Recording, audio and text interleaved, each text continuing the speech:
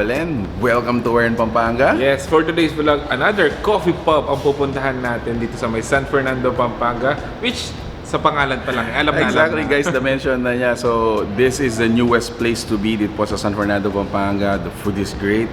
They have coffee, large space. And if you wanna know more about this, samahan niyo po kami. So tara, let's go. If you notice, ayan, ang lawak ng ano natin, dining area natin. So, over there is yung coffee station natin. And yung mga ibang refreshments like iced tea, soda.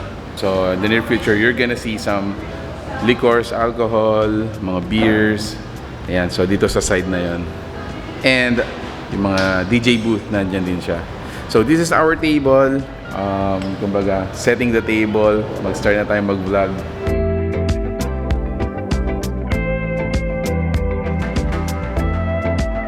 So, a little bit of behind the scenes. Ayan guys, this is how we do it.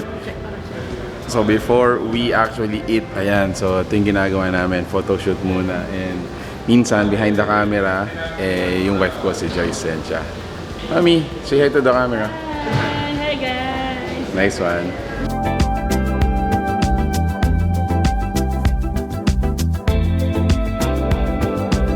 Alright, so this is it. This is our table. So once again, thank you so much, Koff'ipub, for inviting us such a cozy place. Isa sa mga coziest place dito sa San Fernando, Pampanga. And at the same time, we are actually surprised Sa mga servings nila. di ba?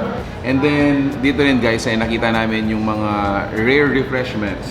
Hindi masyadong sinaserve sa mga coffee shops or even sa mga restaurants na talaga namang hinahanap na rin natin. Ito yung mga healthy drinks. Anyway, so we're gonna start eating. Napakadami ng serving. Umpisa ko yung pagtikim doon sa kanilang Bldg Hofan. Bldg Hofan. So, at the same time, sa mga noodles naman nila, so meron tayong sisig carbonara and egg noodles. Yun. So,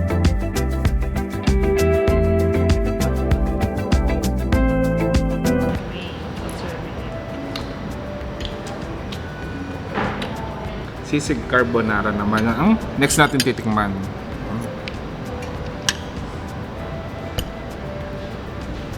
Ooh. So earlier guys, na-share sa atin tong mga hot tea nila. So may tayong kumkat hibiscus at saka blue sky. You can enjoy this as, you know, as soon as they serve. Sobrang nag-enjoy kami.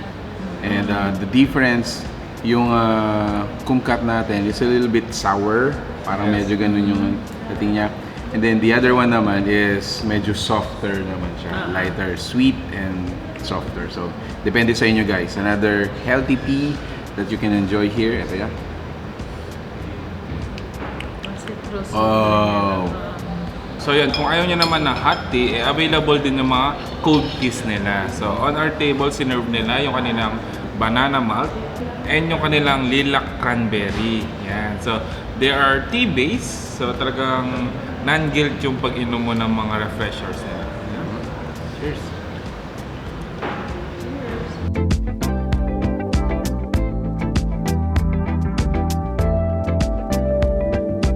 So guys, another all-day breakfast you must try dito is yung kanilang adobo.